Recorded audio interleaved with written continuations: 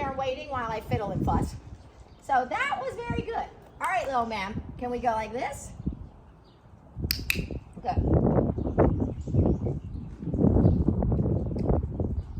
Can I go like this? Good. So just because we ended at one place doesn't mean I'm going to start right there. I want to remind him all these pieces. Good. There you go. That was perfect. Good job. And can we see this? Can you just touch it? So now I'm going to change the orientation. Can you come touch this?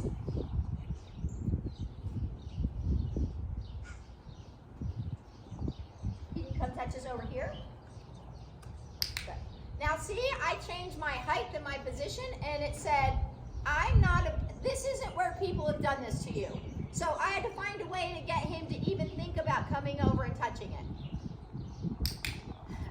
That wasn't comfortable, but he looked at it. And see how far back he still is? He's not really comfortable yet. He's still far back, trying to be able to retreat. Can you touch this? You can do it. You're doing great, little man. You're doing fabulous. It's a good job, right? You're really good.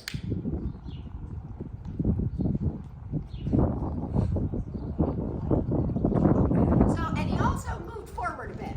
So that kind of doesn't seem like a big deal. Good. Do you think it's a little better now? Can you touch this? Good. So I want him to learn that this alone isn't the challenge, because all of these things become predictors of what was to follow, and this reminds him of what the nasal thing was. So we need to kind of break down those pieces and say the piece is good. Hi. Yes. You could tell at lunch, huh? And that was this part. I think it's the end part that's the more problematic part. And so you could see him kind of, when he touched it, it pulled away just a little. It doesn't seem like a lot, but it is very different from him calmly touching the other part. Hi, Wally, can you touch that? Good. So that's rather tickly and light, but so is a nasal thing. It can be tickly and light. So I want him to think about the tickly light thing on his nose and be okay with that. But again, sometimes just changing our orientation changes his sense of safety. It's like, the human's never done it from sitting down, so it's all right. It's okay. Good boy. Yes, that's super good. Can I go like this?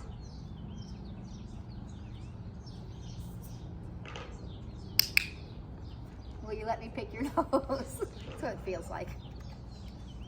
Hi, little man. Can I go like that? It's all right. And he pulled away, but I just want to teach him it's not a big deal.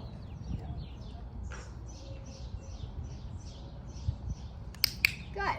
And there he actually put his nose, he put my finger up his nose. Good boy. Can we go like this? You don't eat the finger.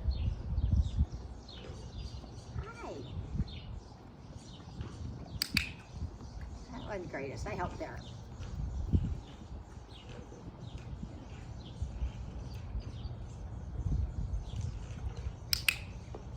So now kind of teaching him, okay, well, you learn to put this thing up your nose.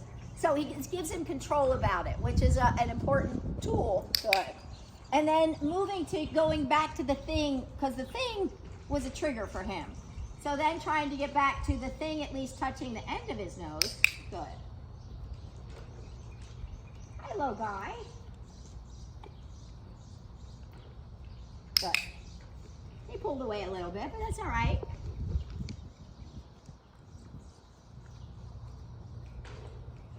What do you think? And what I've found is once they say no, they say a whole lot of no.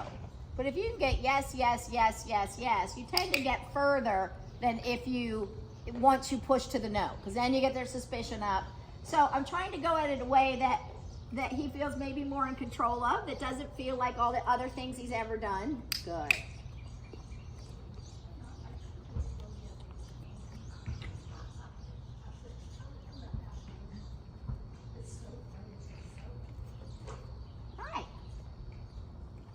boy. Good. Okay, so now I'm going to go back to standing up.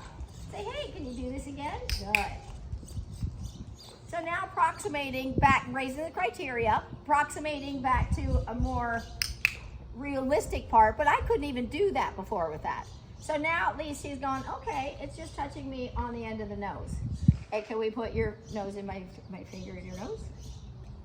Don't eat my finger. Good. It's not quite, I kind of helped him. Good boy.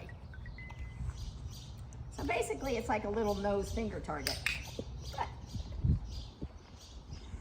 Now, good. Good job, little man. Okay, like that? Good. And so now approximating back to the position that where he had his suspicion up a little bit. And can I bring this up? Good. Very good.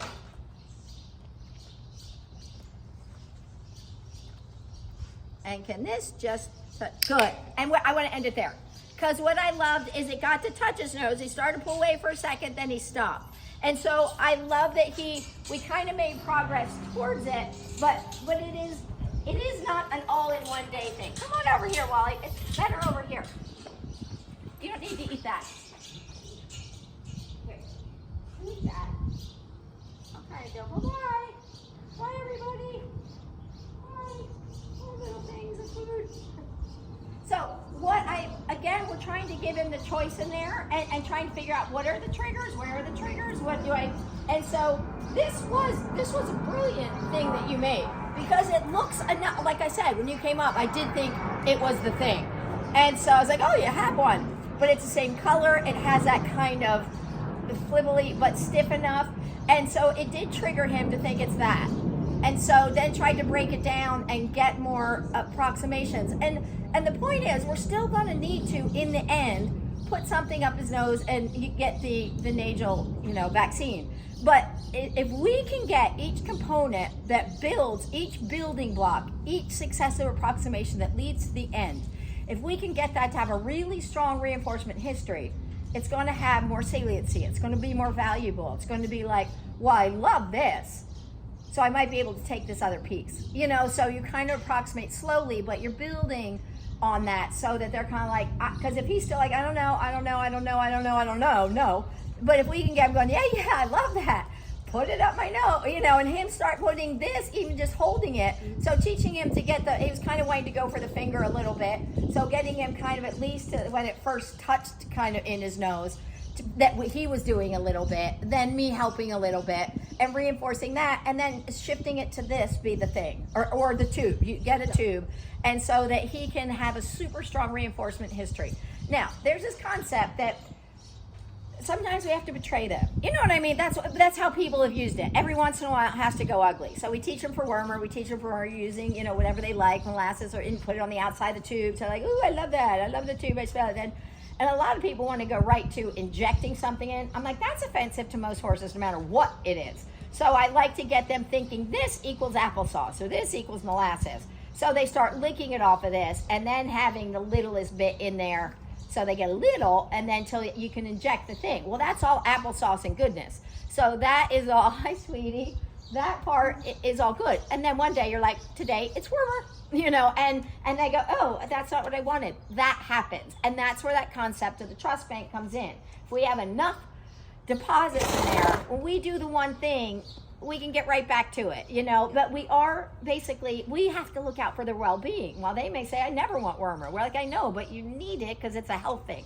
So building it up and getting a stronger attitude, a stronger cooperative care. And there's a thing we would do, the sea lions needed to go in a squeeze cage, and some people call them a crush, but once a year, because they needed to go to the back. They had to be wheeled to the back to get physicals. And so they weren't going to like that experience. I think it's probably progressed since then because we didn't know much about them.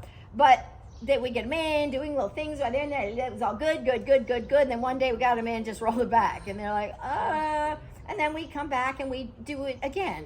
We build up again. We had a year to work it out, or the next one. But it was, again, if we have enough in there, we can get back to it pretty quick. So once he gets the vaccine, he may go, But there's a really strong component. It may not be the vaccine as much as it is the thing up his nose. Yeah. So if we can teach him to put the thing up his nose and he has control of it, a lot of times that empowers them. So he can think, I think I can tolerate this. Because if you think about it, it's probably not really hurting. It's probably just weird and he doesn't know, it doesn't feel right. And again, horses tend to be neophobic. New things, new sights, new sounds mean trouble. That's how they tend to think. So he's like, I don't know what that is, so it must be bad. So I think as he learns that he can put it in and take it out, I think he'll get the idea. And then I would just teach him to come a little further and then let you move it up. And then I'd go back to holding his head because the vet is probably going to want to do it. But hopefully that you can be the one that does it all because it's not like you're trying to find a vein. You're just putting it up his nose. And you're like, it's a pretty big target. I should be able to. yes. But I think from what we saw here, he's going to come along quite nicely. But we don't want to push it all today. It's something to go back and try, but build up that confidence. And again, you've done a great job with him. I mean, look where he is today.